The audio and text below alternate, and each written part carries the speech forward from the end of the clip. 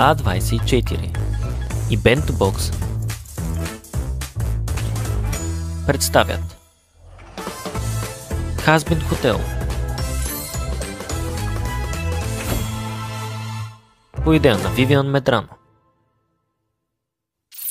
Здравейте, драги слушатели на Хазбин подкаст! Знаем, че очаквате с нетърпение епизод 2 на Хазбин хотел. С голямо удоволствие ви съобщавам, че епизодът ще е под друга форма. Като отидете в описанието под това видео, ще намерите линк. Този адски линк ще ви отведе директно към дългоочакваният епизод 2 на Хазбин хотел. Ако този линк не проработи, пробвайте същия линк в коментарите. Там вече трябва да се получи. Вече всички епизоди на Хазбин хотел ще бъдат под тази форма.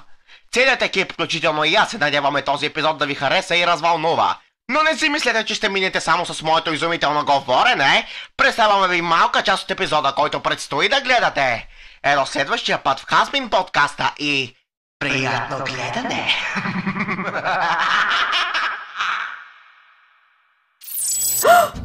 Сега е перфектният момент да намерим още грешници за хотела!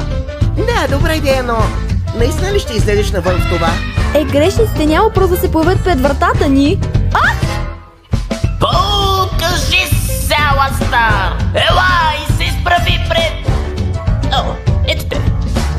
Пред гнева ми! Кой беше ти? Кой съм аз? Кой съм аз? Аз съм великия сър Пенчъс! Изобретател! Архитект на разрухата! Злодей на величието! Кажи му, шефе! Той е лошо момче. Чая, който няма пряка връзка с нас. Всички нещастни загубени от тази страна надо да работят за мен. Кой остана?